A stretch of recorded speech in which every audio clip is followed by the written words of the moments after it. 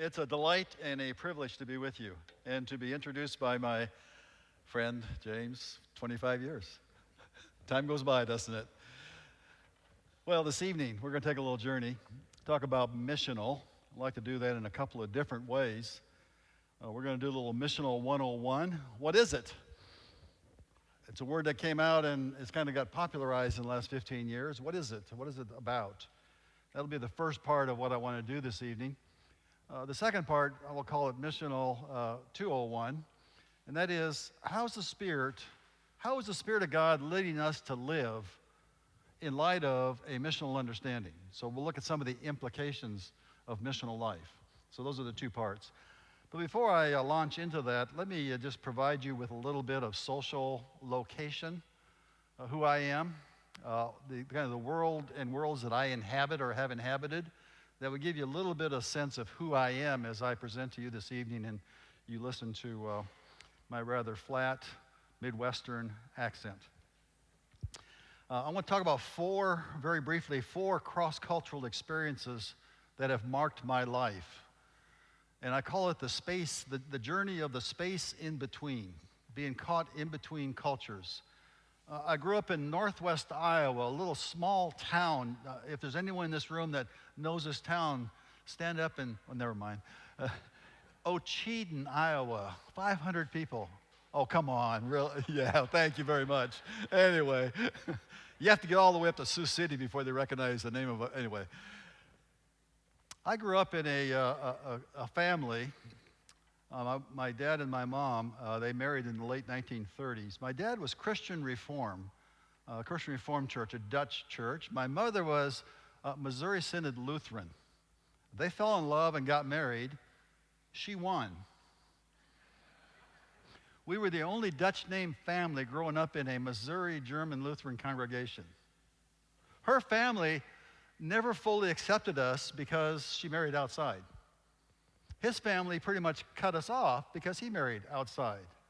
I didn't have the language growing up, but later I reflected back and I realized my childhood, I was binational and marginalized. I lived in the space in between cultures. And I didn't realize also that would actually mark the journey that I would take for the rest of my life, including my professional career of becoming a missiologist, living in the space in between. Grew up in Iowa, spent 21 years there, got involved in a campus organization in my college years at the Iowa State University, then the University of Iowa. Some of you may be familiar with an organization called the Navigators. Back in those days, we were doing campus ministry fairly significantly. Got involved with that organization, really felt a sense of call to their ministry, and became a part of that. At age 21, I was invited to move and become part of a ministry in Texas.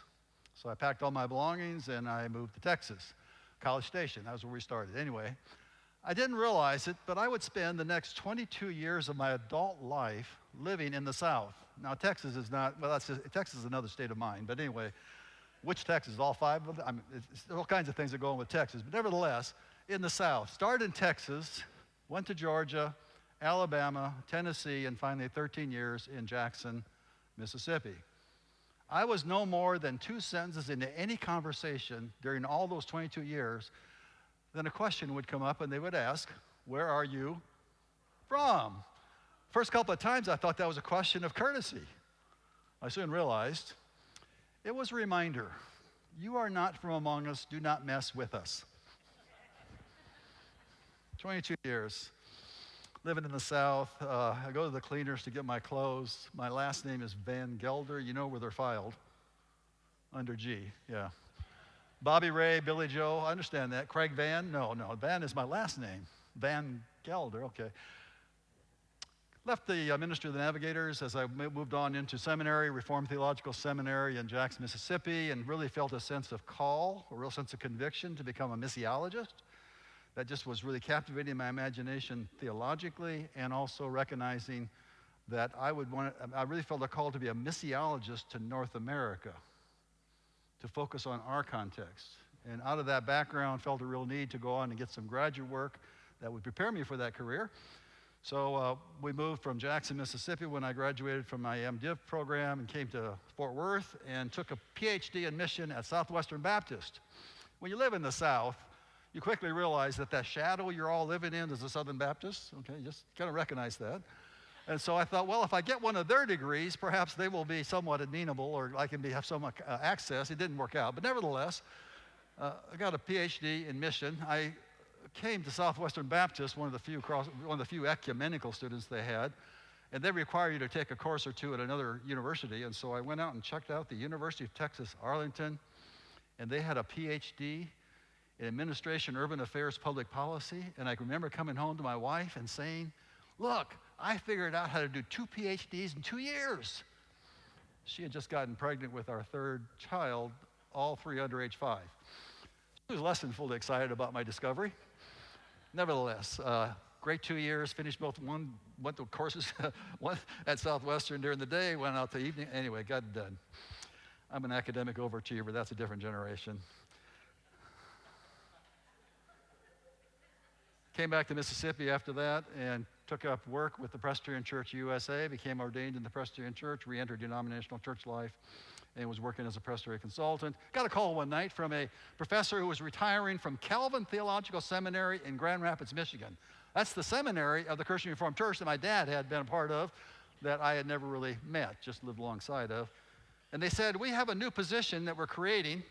It's called Professor of Domestic Missiology. We've decided we want to hire a professor who's a missiologist to North America, who has an urban emphasis. And I thought, wow, God spent 15 years preparing me for a position that had not yet come into existence. Now, my wife, when I shared this exciting news with her about the possibility, said, my wife grew up just north of Mobile, Alabama. Her great kind of claim to fame is she had never lived north of anywhere.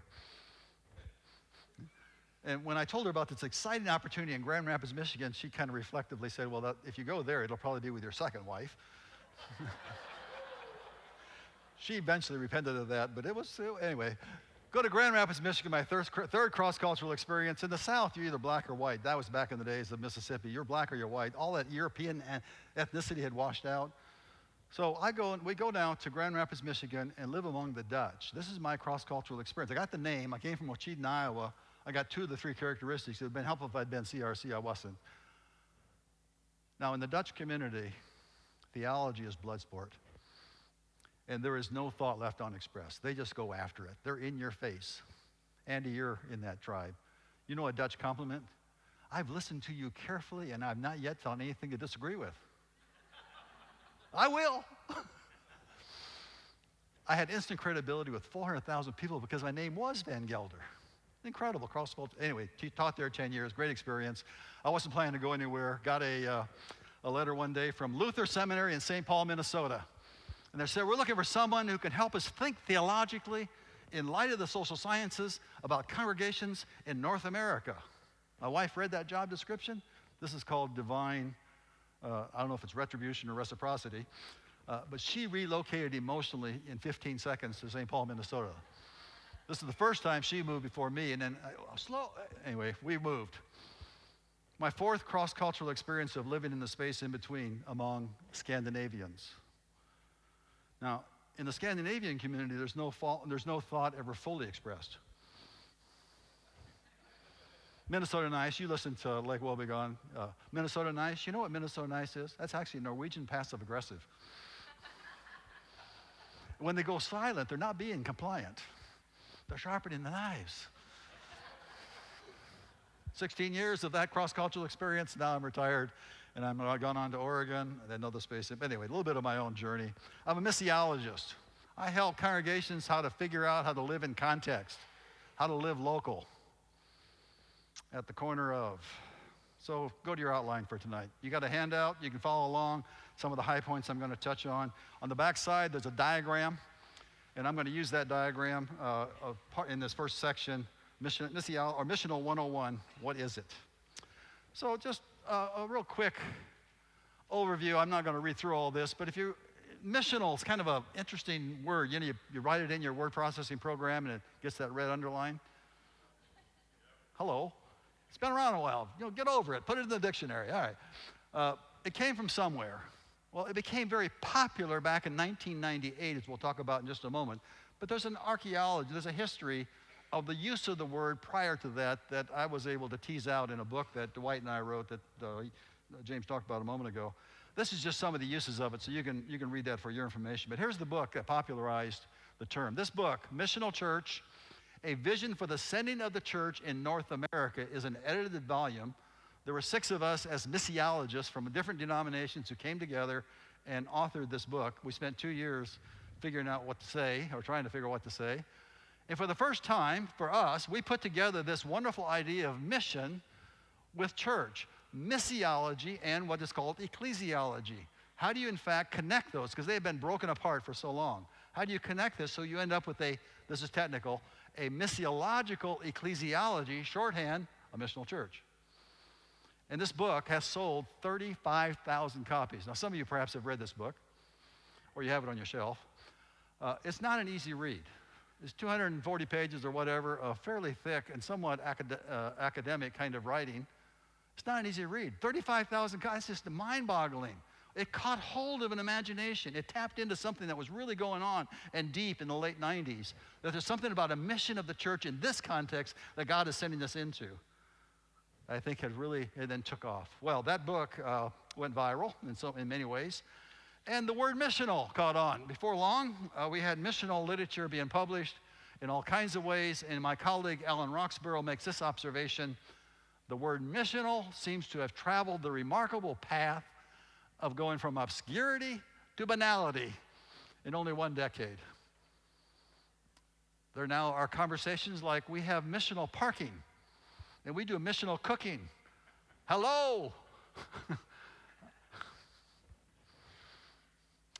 Dwight Shiley, my colleague at Luther Seminary, and I, by the early 2000, by 2009 and 10, we said, it's interesting. The Missional Church book has never been critiqued formally and publicly. I think we ought to pick up that conversation and just see where this conversation has gone. It seems to be out there everywhere. I was running into denominations that I was working with in consulting, and they had actually voted the word out of existence. It had become so banal. They said, we're not going to use this word anymore. Anyway. So we said, we'll write a book and see if we can't think this through a little bit, and that's what I want to talk a little bit about tonight. This is the book, the overview of it. We talk about the history of the word, a little bit of the background. We also take up some critique of the Missional Church book, and then we map the conversation, and that's what the tree's about in the back that I'll talk about. And then we extend the conversation. We say, okay, what if? What if in a missional imagination we really think about a more robust Trinitarian understanding? A triune God, Father, Son, Holy Spirit. Thank you for your prayer, Father, Son, Holy Spirit. What would it be like to have a more robust theological understanding of God? How might that begin to shape further this conversation about missional? So there's the map, the tree, and these are the roots. The roots of the tree simply say this conversation didn't drop out of nowhere. This conversation came from somewhere. And you have to go back in some ways to the 1940s and the 1950s and the 1960s. That was before the time for most of you. Some of us, James, lived through that, all right?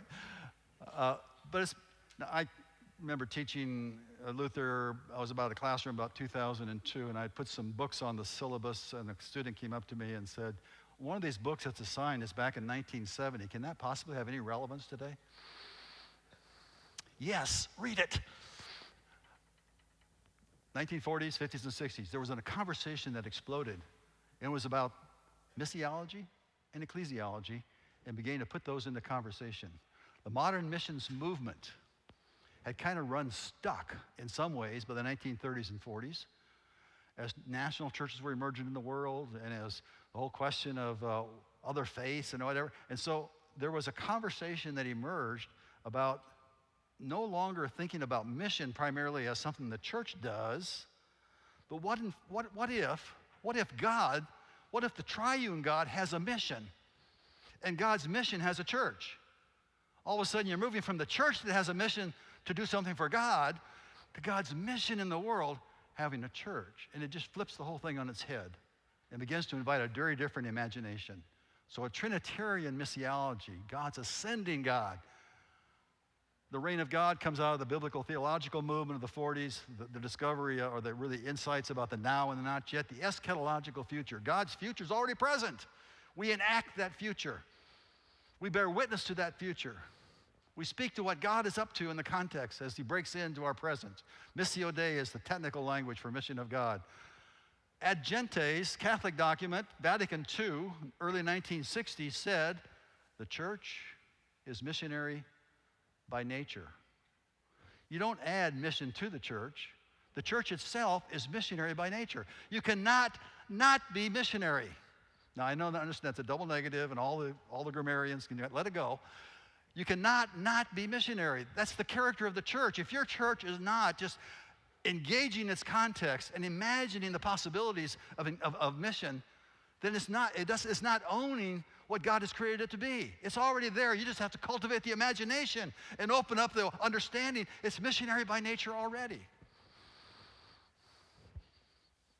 Missional hermeneutic. What if we read Scripture? Most of the textbooks up to that point, if you were taking a seminary class or a Bible school class and you wanted to understand the theology of mission, they would take Jonah and they'd do a little bit with Abraham, and then they'd go over to some of the texts in the New Testament, basically kind of proof texting or taking some texts and passages, trying to construct.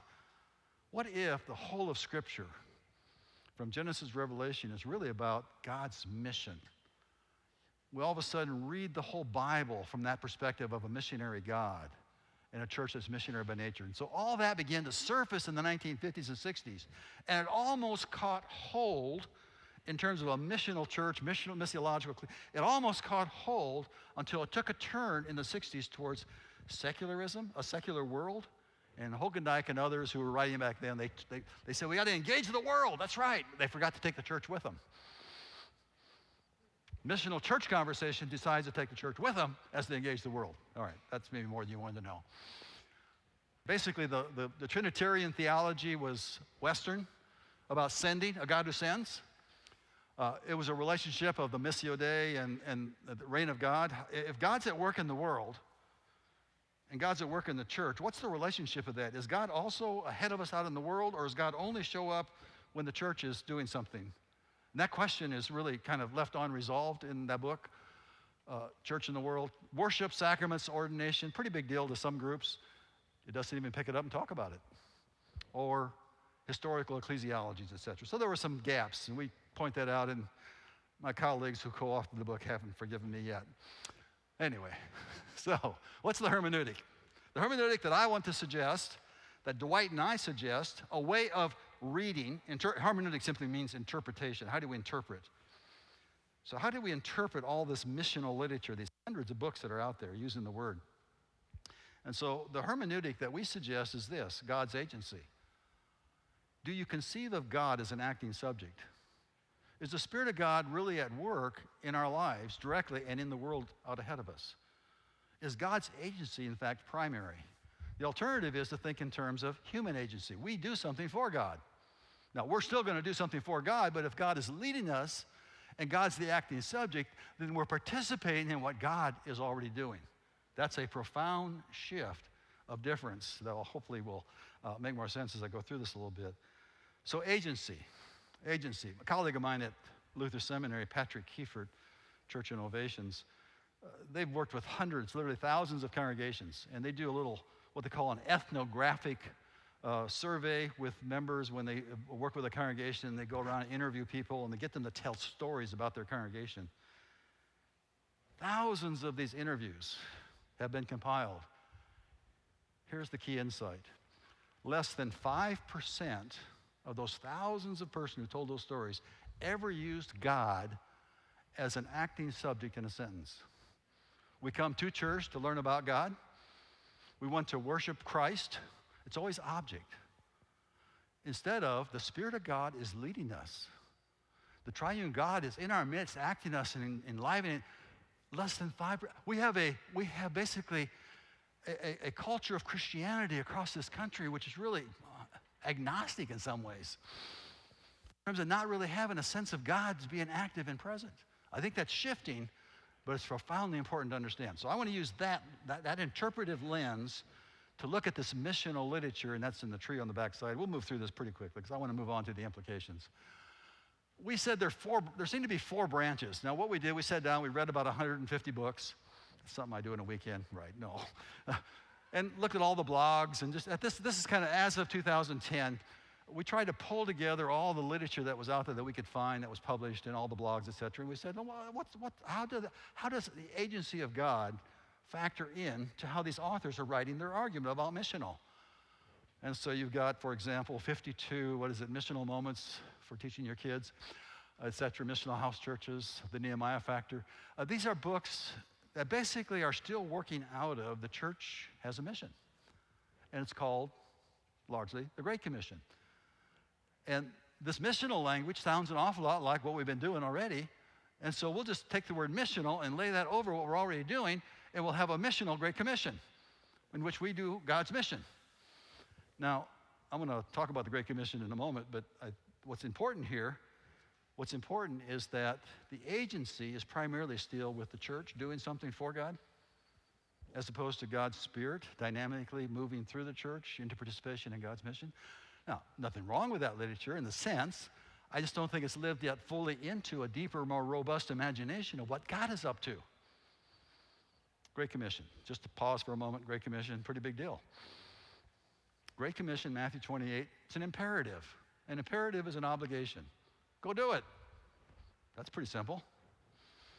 But Matthew, that comes at the end of Matthew.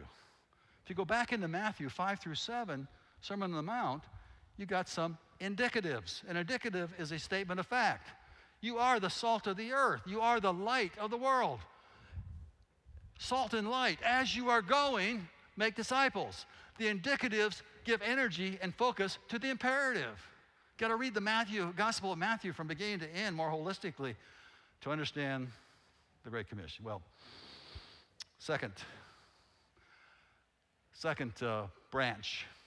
I would place my own book, The Essence of the Church, in this branch. These are some examples. Ed Stetzer's book on planting missional churches, Reggie McNeil, Missional Renaissance, some of Alan Hirsch's work, some of my work.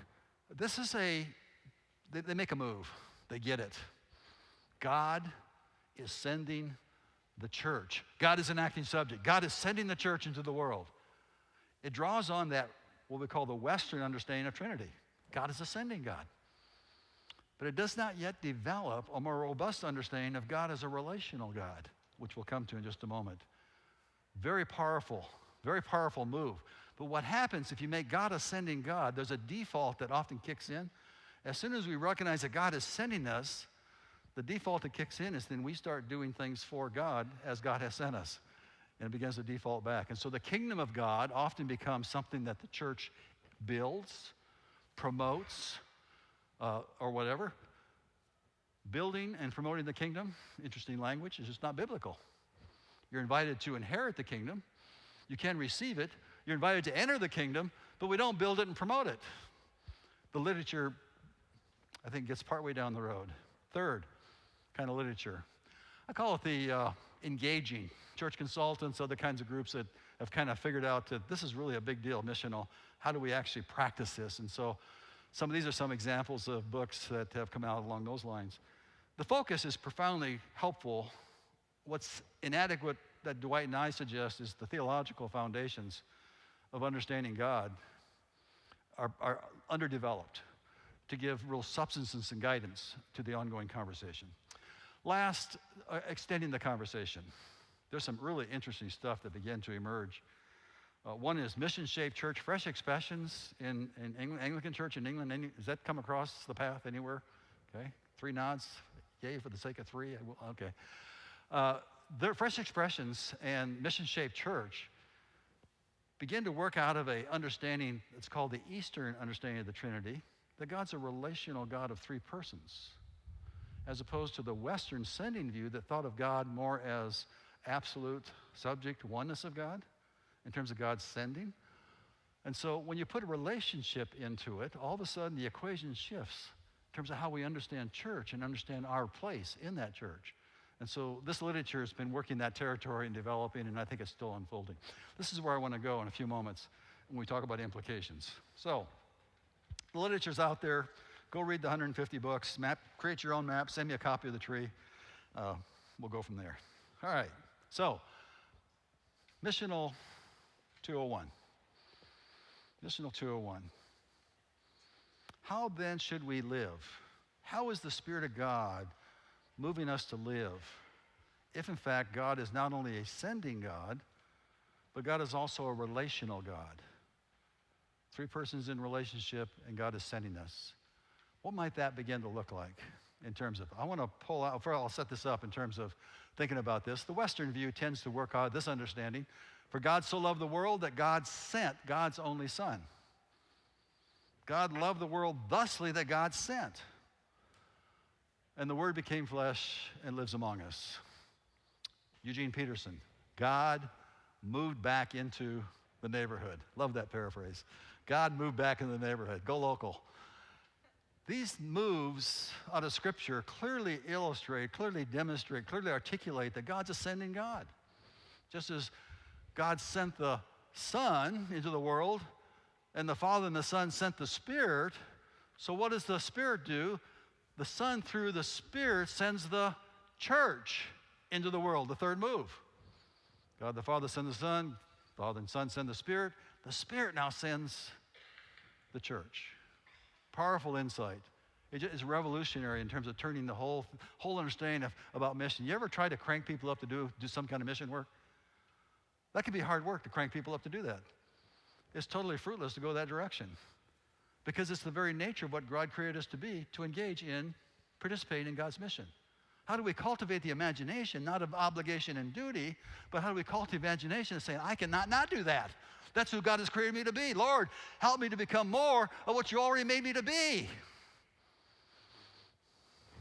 The other side of it, I ask that they may all be one.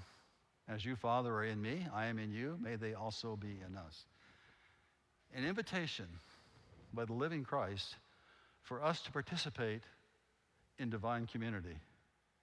We don't become God, but we participate in this relational reality of God.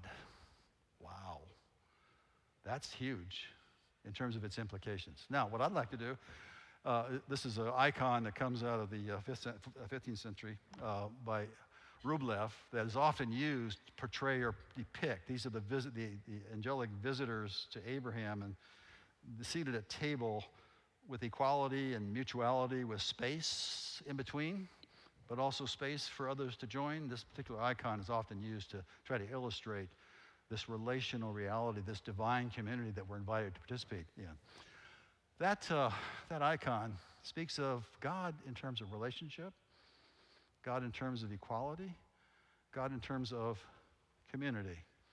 Now, if you start with a Western understanding, particularly if with a high understanding of Christ and what Christ's work did, what you often end up with is basically a vertical understanding of God in terms of authority.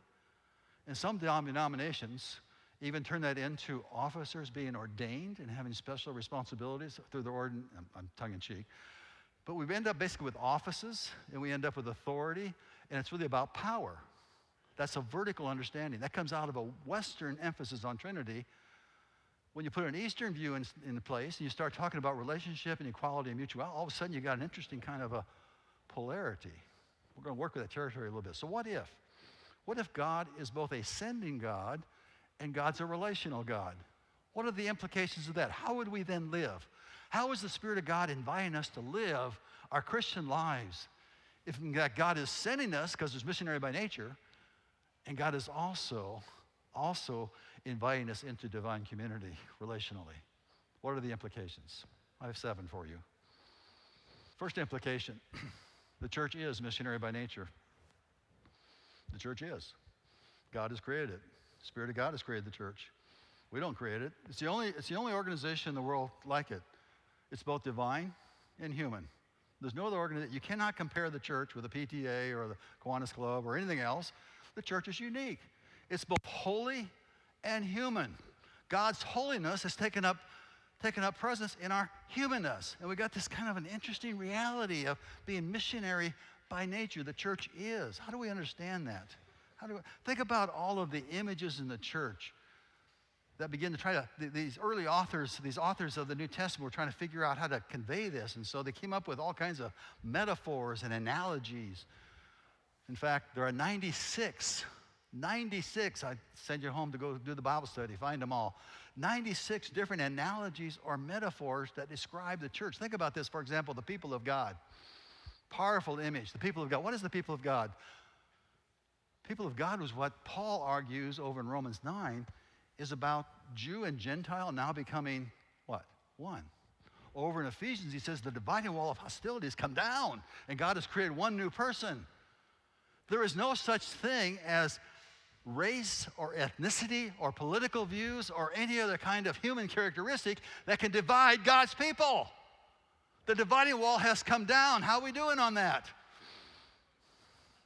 That's what God created us to be. Lord, help us to become more of what you've already made us to be. The communion of saints, the fellowship of believers. Sometimes I get too carried away. I can dial it down a little bit if that. All right. Fellowship believers, koinonia, in common. What do we share in common because we share Christ in common? What if we started our Christian conversations about our views with that perspective? I've been in all kinds of groups that have their list, and if you don't subscribe to their list, you can't stand in their circle. You ever met those kind of Christians?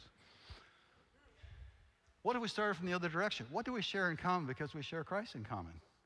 Or as Jesus prays the prayer about becoming one so that the world might know, you are one, now work out your differences. That's the implication of what it means to have a robust Trinitarian understanding that the church is missionary by nature. Second implication, how should we then live? How is the Spirit of God leading us to live? The world is the telos. The world is the larger horizon of God's mission.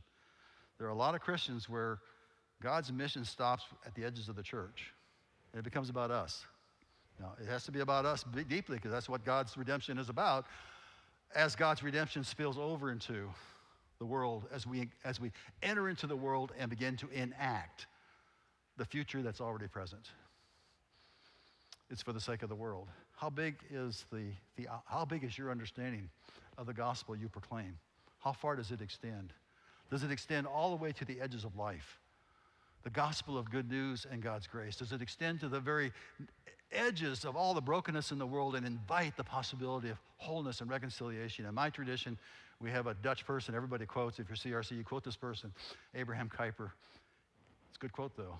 Every square inch of creation belongs to God. This is about the world. And the world is a whole collective of neighborhoods, of the local, at the corner of. God is, in fact, calling us, inviting us to step into the place, which takes us to the third implications. Every context then becomes a mission location. Every context. This was transformative for me. I still grew up in a period of time when we talked about mission. The imagination went to 2,000 miles across saltwater. And I thought a long time about I need to go across 2,000 miles of saltwater to become spiritual. I don't know if that actually happens on the trip or not. I never took it. But that seemed to be the kind of the theology that was at work. North America is mission field.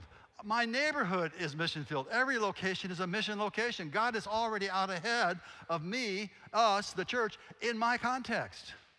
You get that deeply here, obviously. That's huge in terms of what you're up to, even with this conversation. But can we begin to imagine, can I see Jesus in the life of my neighbor in terms of being able to build a relationship and begin to cultivate a conversation and begin to establish some kind of capacity to exchange life together? Every context becomes a mission location. Implication 4. If God is a social God, a relational God, and God's a sending God, then God's inviting us to engage. I'm going to use a word here, the other, and I'm just going to kind of put quotes around it. The other, someone who's different from me, someone who's different from you. The other. The foreigner, the stranger. The Bible talks about others in all kinds of different ways. We have an interesting pattern in the church. Many of us are pretty good at needs-based assessment. We move into a community and we begin to analyze the needs. We get the demographics, we analyze the needs, we identify. We might even go out and do a survey or go out and do some interviews. And we identify the various needs that are there, and then what's the next step? We design programs to meet those needs. And we start delivering. Who's in control? We are. It's what's called the benefactor model. We have the resources, we did the study, we decided what was needed, and we deliver. I watch congregation after congregation pour themselves out into their context and community, meeting needs, doing all kinds of great things. Don't stop doing that. But it falls short of the reality of what God intends. It's a benefactor model. Philippians 2, Christ emptied himself. When Jesus emptied himself, what did he do? He took on our burden. What was Jesus trying to do? Jesus was trying to free us up to become full participants in all of life.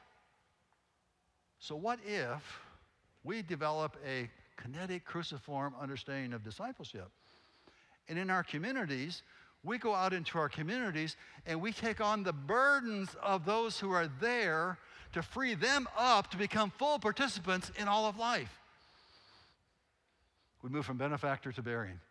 You know, it is so profound. It's too simple for most of us. It's just so profound. It requires building a relationship. And that's hard work. But it's almost like it's too simple. We got to expend money. We have to get the committee together and meet for 6 months and design a program. No. Got to relate to people in the simplicity of engaging and bearing the burden of the other that begins to release the possibilities of gospel and grace in profound ways. That's how we should then live, if God's in fact a social God and ascending God. 5, missional identity. The church is a relational community of disciples. Has huge implications. The church, we're invited to participate in this divine community. What do leaders then do? Leaders with a missional imagination, leaders being led by the Spirit, it seems to me they're not so much any longer experts that have the answers. They become conveners of conversation that invite God's people, what we call God's ordinary people, to participate in trying to understand how to participate in what God is doing. They convene. They garden, the image of a gardener, more than someone who is an entrepreneur or whatever. Now, I'm not trying to overly criticize being entrepreneurial or what, but in the midst of that, make sure you're cultivating disciples and giving permission. Anyway, disciples, fruit of the Spirit and gifts of the Spirit. Fruit, Galatians 5. Love, joy, peace, patience, kindness, goodness, faithfulness, gentleness, self-control. Fruit of the Spirit. Please understand, Galatians 5 is written with the plural in mind.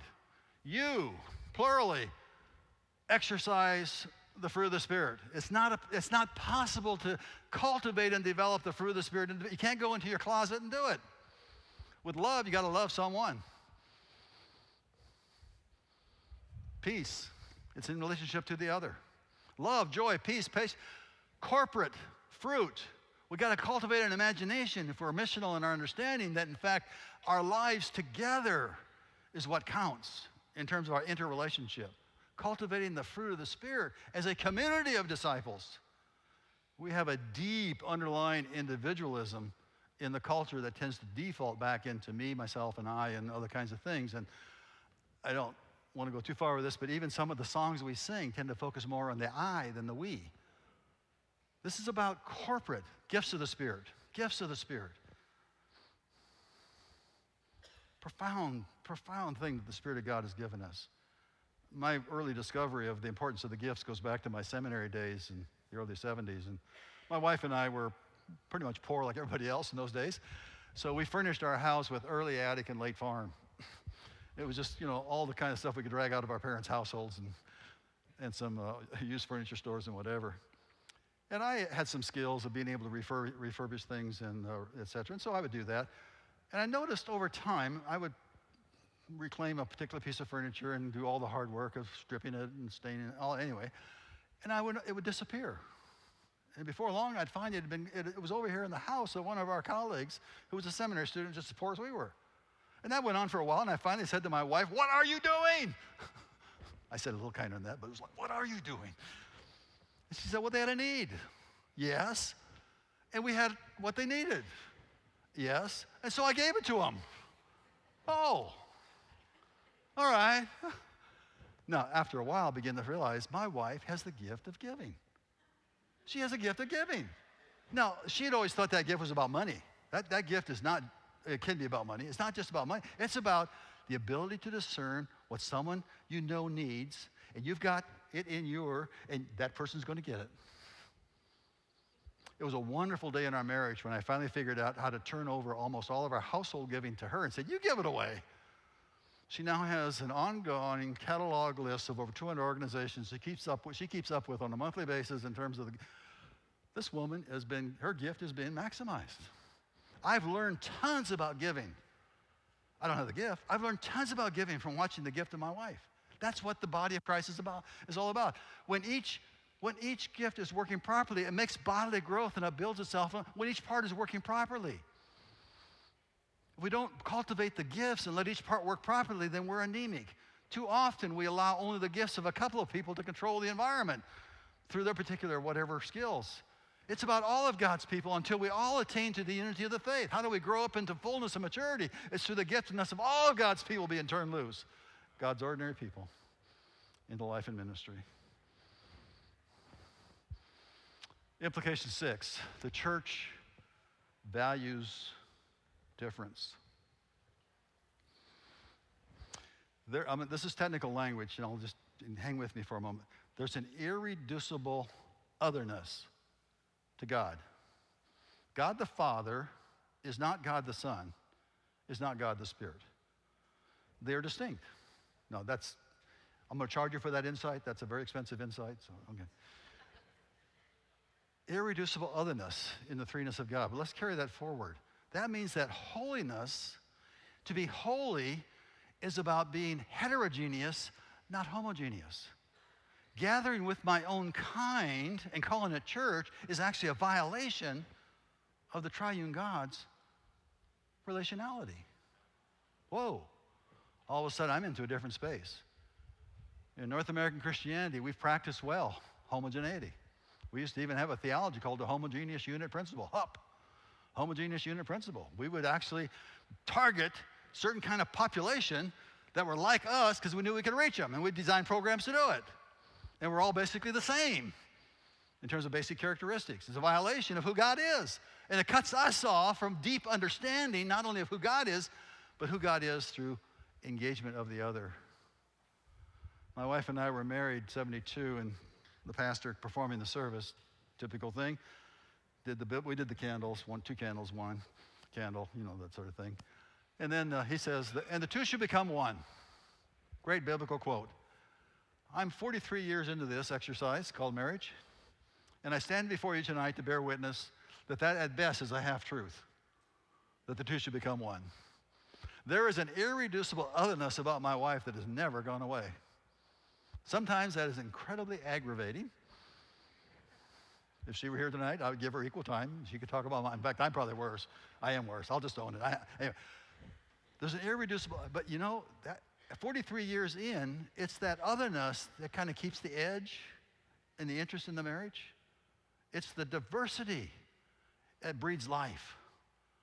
When are we going to discover and rediscover that the Church of Jesus Christ is to be the most diverse organization in the world in terms of welcoming the other and learning from them and learning through them about the triune God and all of God's uniqueness and difference. This one we have, I think, failed on dramatically. Diversity is a deep value. We learn from the other. We experience reciprocity. It's only when I can hear and see God through the eyes and the ears and the voice of the other that I come to know God more truly. If I'm only talking to people like me, I'm going to reinforce my own biases, prejudices, and understanding. I grow as I encounter diversity. What does it mean to live missionally? Live diversely. Finally, implication 7. The church lives in mutuality. Church lives in mutuality. This is more the Eastern understanding of relationality. Now, there's a vertical reality to church, just as there's an equality of life within church. Cultural anthropologists some years ago were studying tribes in locations, and they came across this particular tribe. They had what they called two different modes, two different ways of living. One was called the hunt, and that's when they were out basically trying to find food to eat. And often they would with bows and arrows, they would kill the food. That's the hunt. On the hunt, everybody knew their place. The command and control structure was clear. You did your job. You followed the rules and the procedures, and you were successful usually. Hunt mode. The church got hunt mode down. But there's a second mode. When they came back together into camp, there was a second mode. In camp, it was like a circle of chairs. It was relational, and it was mutuality and reciprocity. There's a rhythm here of hunt and camp as two modes. I think to myself, in church, in so many churches, we've kind of mastered the hunt mode. We've got all the authority and structures and power, and we divide up the offices, but we don't nurture deeply the camp mode of relationality, reciprocality, mutuality. How do we cultivate both? A triune God is a God of authority and a God of equality. How do we cultivate that in our lives as the Church of Jesus Christ? Well, but we have this treasure in clay jars so that it may be made clear that this extraordinary power belongs to God and does not come from us. 2 Corinthians. Or, as you, Father, are in me and I am in you, may they also be in us, so that the world may believe that you have sent me. Glory that you've given me, I have given to them, so that they may be one, as we are one. Well, thank you for the opportunity to be with you tonight and to present. James?